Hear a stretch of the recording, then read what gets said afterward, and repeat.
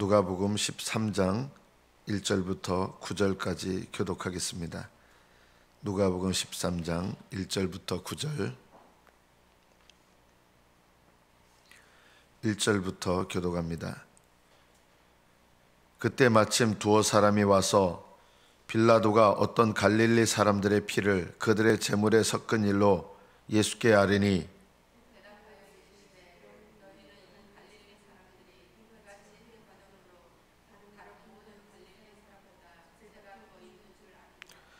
너희에게 이르노니 아니라 너희도 만일 회개하지 아니하면 다 이와 같이 망하리라.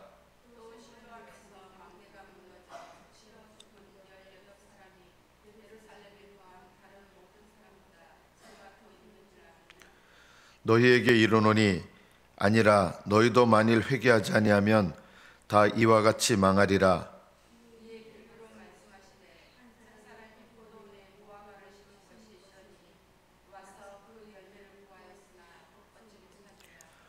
포도원 지기에게 이르되 내가 3년을 와서 이 무화과 나무에서 열매를 구하되 얻지 못하니 찍어버리라.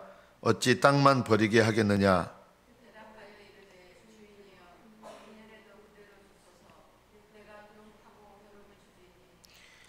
이후에 만일 열매가 열면 좋거니와 그렇지 않으면 찍어버리소서 하였다 하시니라.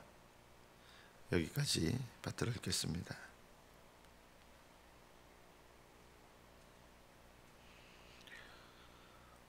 오늘 본문에는 예수님 당시에 일어난 두 가지 사건을 예수님께서 말씀하시는 내용이 납니다. 첫째는 총독인 빌라도가 어떤 이유에서인지는 정확히 본문에 나와 있지 않지만 잘못된 방식으로 갈릴리 사람들을 죽여서 그 피를 그들의 제물에 섞은 일이 있었습니다. 이거는 이제 성경적인 방식이 아니죠. 빌라도가 사람들을 죽여서 그 피를 그들의 제물에 섞었다. 사람들이 이 사건을 보고 어떻게 이제 해석을 하냐면 그렇게 불행한 일을 당해서 죽은 사람들에 대해서 이런 생각을 한 겁니다. 저들이 하나님 앞에 뭔가 잘못해서 그런 일이 일어났다. 하나님 앞에 회개할 걸 회개하지 않아서 저런 일이 일어났다.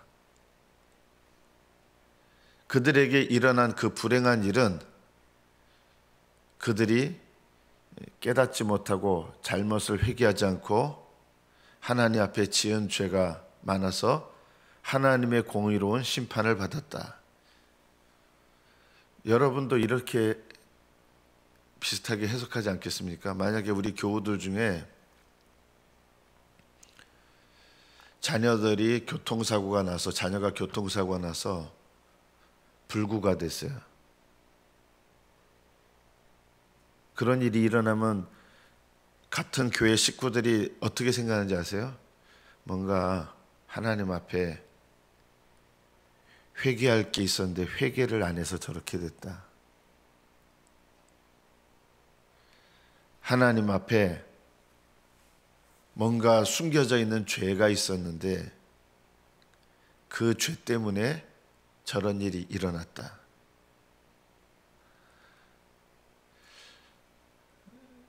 세상 사람들은 그런 일들, 불행한 일들이 일어나면 어떻게 하는지 아십니까?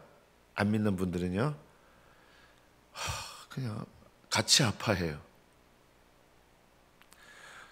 이웃에 어떤 불행한 일이 일어나면 같이 아파하고 슬퍼하고 그리고 그 아픔을 함께 하려고 합니다. 그런데 교회에서 형제들 안에 그런 일이 일어나면 물론 다 그런 건 아니겠지만 하나님 앞에 회개를 안 해서 저렇다. 죄가 있어서 그런 일이 일어났다. 이렇게 해석을 합니다. 그러니까 우리는 안 믿는 사람보다 더 나쁜 해석을 하는 경우가 많은 거예요. 오늘 또 본문에 보면 망대가 무너져 버렸습니다. 뭐 부실공사인지 어떤 이유인지 모르지만 망대가 이렇게 무너졌는데 마침 그 망대가 무너지는 자리에 있었던 사람 18명이 그 망대에 깔려서 이제 죽게 되었습니다. 왜 우연히 이제 망대가 무너졌는데 하필 그 자리에 있어서 그렇게 죽게 됐느냐? 어떻게 생각합니까? 그 사람들이 하나님 앞에 뭔가 회개해야 될 죄가 있어서 그렇다. 죄를 회개하지 않아서 그렇다. 그들이 하나님 앞에 어떤 잘못을 저질렀는데 그 잘못에 대해서 하나님께서 의로우신 심판을 한 것이다.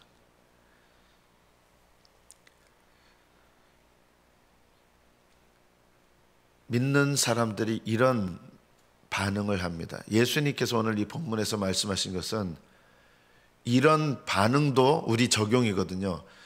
다른 사람에게 일어난 일을 우리가 어떻게 해석하고 다른 사람에게 일어난 불행한 일에 대해서 우리는 어떻게 적용을 하는가 할 때 제일 나쁜 방식이 뭐냐면 저 사람이 하나님 앞에 심판받을 죄가 있어서 그런 일을 당했다. 예를 들어서 여러분 아주 좀 극단적인 예를 들면 담임 목사가 갑자기 암에 걸려서 돌아가셨어요. 그럼 성도들이 뭐라고 생각하는지 아십니까? 보통 하나님 앞에 뭐가 회개할 게 있는데 회개하지 않아서 그렇게 됐다. 하나님께서 함께 하시는 주의 종이라면 그렇게 암으로 죽을 수 없다. 목사님들이 교통사고 날 수 있어요. 그럼 성도들이 어떻게 판단하는지 아세요?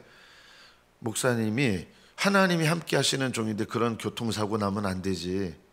하나님의 종이 교통사고가 나서 다리 한쪽을 저는 장애인이 됐다. 뭔가 회개할 게 있어서 그렇게 된 거야. 자, 이렇게 다른 사람에게 일어난 어떤 사건을 해석하고 적용하는 거예요, 이게. 근데 그 해석과 적용에 있어서 제일 나쁜 방식이 뭐냐?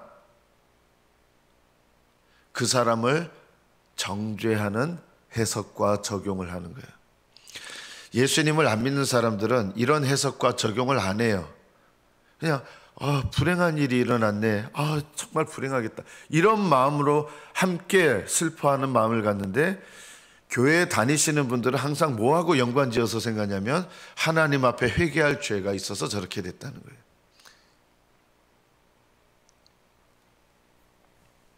안 그럴 것 같습니까? 실제로 어떤 집사님, 실제 있었던 일이에요. 어떤 집사님의 자녀가 아파트에서 뛰어내려 자살을 했습니다.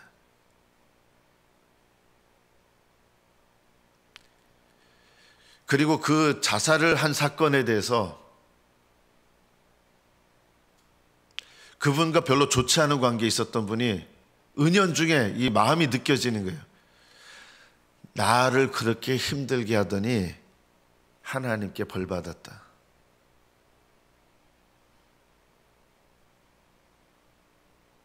이런 것이 바로 악한 해석과 적용입니다.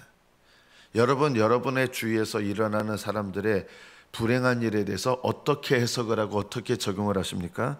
예수님께서 오늘 말씀하신 거 보면 이 갈릴리 사람들, 이 빌라도가 어떻게 보면 억울하게 죽여가지고 그 피를 제물에 섞었어요.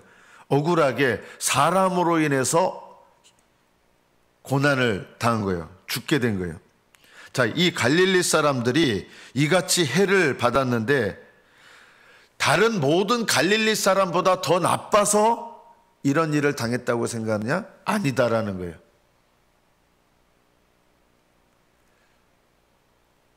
누군가에게 어떤 불행한 일이 일어나면 그 사람이 뭔가 회개할 게 있어서 그렇게 됐어. 우리 이렇게 해석을 하잖아요. 이런 해석을 하는 사람이 잘못된 사람이에요. 왜냐하면 예수님 말씀이 이거예요. 그 사람들이 너희들보다 더 악한 사람인지 아느냐? 아니라는 거예요. 아니라 너희도 만일 회개치 아니하면 다 이와 같이 망하리라.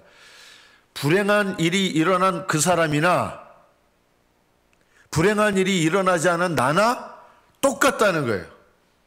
똑같은 죄인이에요. 여러분, 교우들 중에서 자녀들이 막 잘 안 돼요. 회사가 폭삭 망했어요.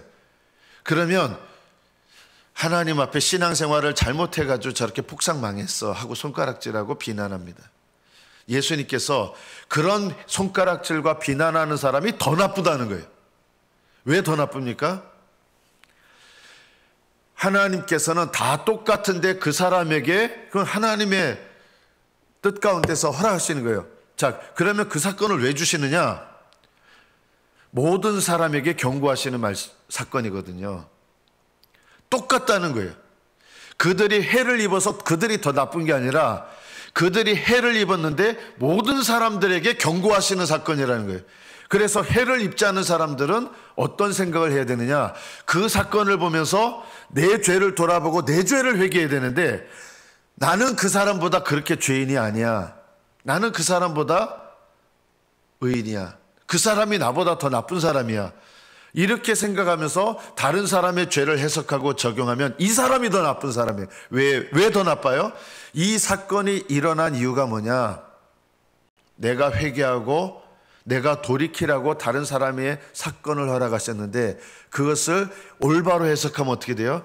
내가 그 사건을 보면서, 다른 사람의 사건을 보면서 내가 죄인입니다, 내가 회개해야 됩니다, 이렇게 깨달아야 되는데 회개 안 해요.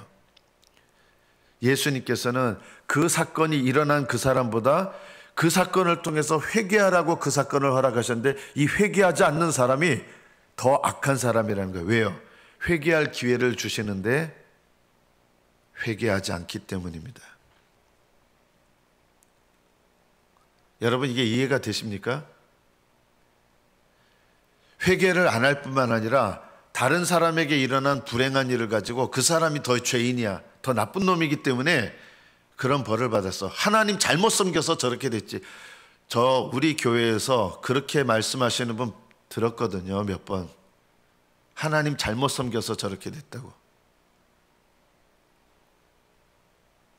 이게 얼마나 큰 죄인지 아십니까? 우리 교우들 자녀 중에 예를 들어서 뭐 교통사고가 나가지고 다리 한 짝을 잃었다 그래보세요. 겉으로는 슬퍼하는 척하면서 속으로는 뭔가 그 부모가 잘못했든지 지 아들이 잘못했든지, 이런 마음을 품는 게 뭐냐면, 욥기에 보면 욥의 친구들이 와서 자식들 7이 죽었는데 네 자식들이 죄를 지어서 그렇게 된 거라고, 이렇게 말한 욥의 악한 친구들과 다를 바가 없는 거예요. 하나님께서 우리 주변에 불행한 일을 허락하시는 이유는 나에게 회개하라고 하시는 거고, 또 하나는 뭐냐면 슬픈 일을 당한 사람과 함께 슬퍼하고 위로하라고 나에게 허락하신 사건인데, 내 죄를 깨닫고 회개하는 건 없고, 그 슬픔을 당한 사람에게 그 슬픔을 위로하고 형제로서 돕고 위로하고, 이런 형제의 사랑을 나타내는 게 아니라 속으로 죄를 많이 져서 저렇지, 이렇게 해석하고 적용한다 그러면 이 사람이 그 해를 당한 사람보다 더 나쁜 사람이라는 거예요. 왜 나쁜 사람일까요? 이유가 있습니다. 이것은 회개의 기회를 주시는 하나님의 은혜입니다. 다른 사람의 사건을 통해서 나를 깨닫게 하시는 회개의 기회를 주시는 거예요. 그런데 못 깨닫는 거예요. 그래서 나중에 하나님의 심판대에 서게 되면 어떻게 되는지 아십니까? 다른 사람을 통해서 회개의 기회를 계속 주셨는데, 남을 정죄하고 남을 비난하고 내 죄를 회개하지 않은 사람은 수없이 많은 회개의 기회를 주셨는데도 불구하고 회개하지 않기 때문에 그 일을 당한 사람보다 하나님의 심판대에서 더 큰 심판을 당하는 것입니다.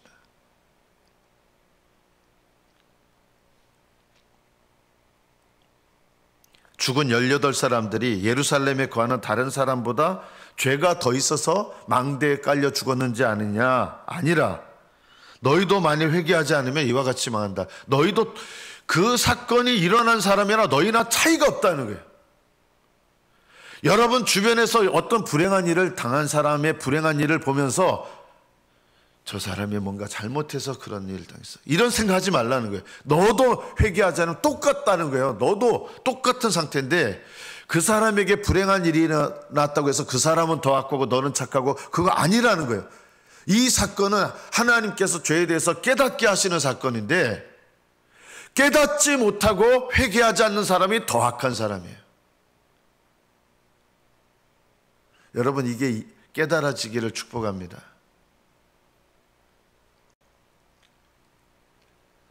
아까 제가 이거 실제 일어난 일이라 했잖아요. 자녀가 아파트에서 자살했어요.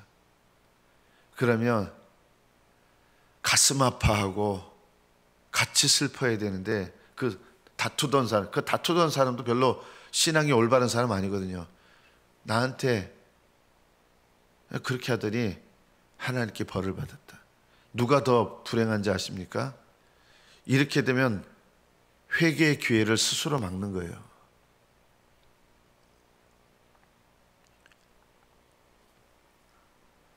예수님께서 결론적으로 비유를 말씀하시는 것이 이스라엘 백성의 이야기입니다. 이스라엘 백성에게 예수님이 오셨습니다. 3년 동안 말씀을 전했습니다. 포도원 지기에게 무화과 나무를 심어서 열매를 구했는데 포도원 지기가 나무를 심었는데 3년 동안 열매가 없는 거예요. 그래서 포도원 지기에게 그 나무 찍어버려라 한 거예요. 그러니까 이 포도원 지기가 주인이여 금년에도 그대로 두소서 내가 두릅하고 거름을 주겠습니다. 3년 동안 이렇게 기다렸는데 열매가 없는 거예요. 찍어버리라 그랬는데 다시 기회를 주십시오. 두릅하고 물도 하고 양분도 줄 곳을 만든 거죠. 거름을 주겠습니다. 그래도 열매를 맺지 못하면 그 다음에는 찍어버리소서. 이게 무슨 얘기를 하시는 걸까요?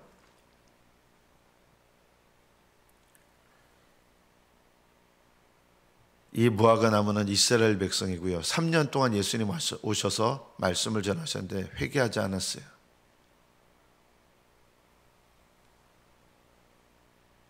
예수님은 이스라엘 백성에게 회개할 기회를 3년이나 주셨습니다. 그러나 뽑아내시는 게 아니라 오히려 열매를 맺도록 더 제가 은혜를 더 베풀겠습니다 한 거예요. 여러분, 하나님께서 여러분에게 축복 주시면 내가 신앙생활 잘해서 축복받은 겁니까? 하나님께서 내게 자녀의 축복을 주시면 내가 신앙생활 잘해서 축복받은 겁니까? 안 그럴 수도 있어요. 왜냐하면 이스라엘 백성에게 뽑아버려야 되는데 그래도 열매를 맺도록 하기 위해서 거름을 주고 두릅파서 오히려 은혜를 베푸신 거예요. 그런데 이스라엘이 우리가 신앙생활 잘해가지고 이렇게 은혜를 받는다 이렇게 생각하면요, 이거는 굉장히 잘못된 거예요. 하나님께서 여러분 각자에게 어떤 축복을 주실 때 우리는 은연중에 이렇게 생각합니다. 내가 신앙생활 잘해서 이렇게 축복받았어. 이렇게 생각하지 말라는 것입니다. 왜냐하면 불쌍히 여기셔서 때로는 징계를 통해서 깨닫게 하시고 축복을 통해서 깨닫게 하시는 거예요. 축복받았다고 신앙생활 잘한 거 아니고 징계받았다고 신앙생활 못하는 게 아니에요.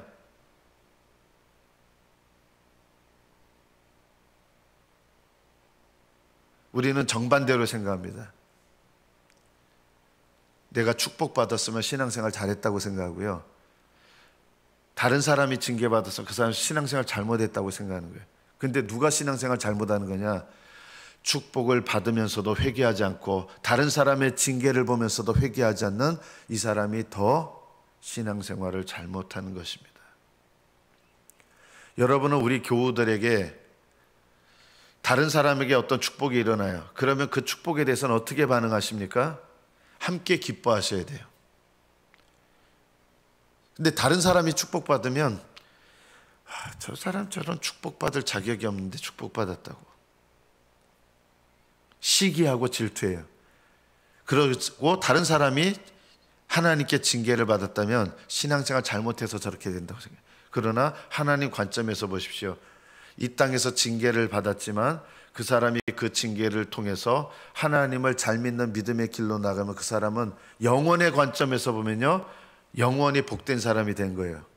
그런데 다른 사람에게 일어난 징계를 저 하나님 잘못 믿어서 저렇다고 이렇게 비난하면서 자기 죄는 회개하지 않는 사람은 회개할 기회를 주셨는데도 회개하지 않기 때문에 마음이 더 강팍해지고 교만해지고 영혼의 관점에서 보면 회개하지 않는 불신앙으로 계속 가서 불쌍한 사람 되는 거예요.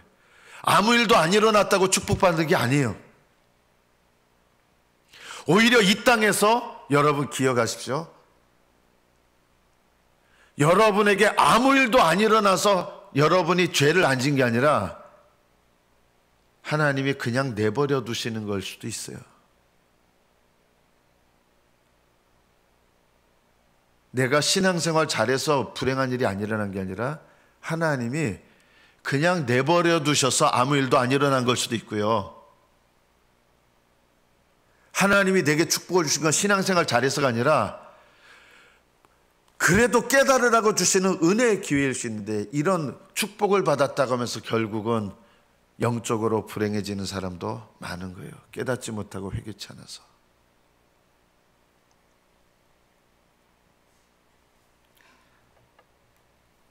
말씀을 맺습니다. 다른 사람에게 일어나는 일을 여러분은 어떻게 해석하고 어떻게 적용합니까? 우리 교회에서 일어난 일 여러분은 어떻게 해석하고 어떻게 적용하십니까?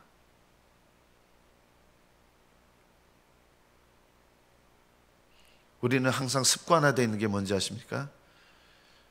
저 누가 잘못했고 누가 잘못했고 누가 잘못했고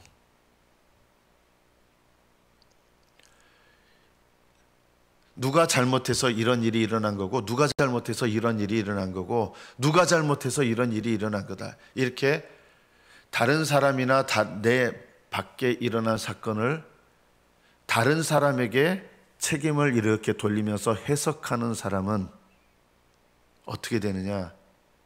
깨닫는 기회, 회개의 기회를 주시는데도 정작 내 죄를 깨닫지 못하고 무감각해져서 어떻게 되느냐? 이것이 결론입니다.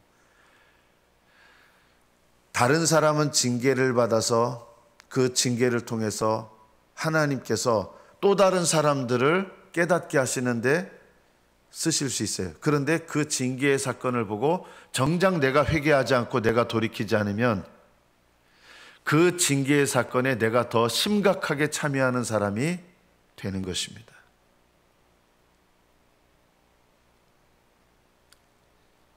이것을 기억하십시오. 다른 사람에게 일어난 사건을 통해서 내 죄를 깨닫고 회개하지 않으면 내가 그 징계하시는 하나님의 심판에 내가 참여하게 되는 것입니다. 다른 사람에게 일어난 일에 대해서 내가 해야 될 일은 내 죄를 깨닫고 회개하는 것, 그리고 다른 사람의 슬픔에 대해서는 함께 슬퍼하고 다른 사람의 기쁨에 대해서는 함께 기뻐할 줄 아는 것, 이것이 믿음입니다. 이 믿음으로 하나님 앞에 해석하며 살아가시는 저와 여러분 되시기를 축복합니다. 기도하겠습니다.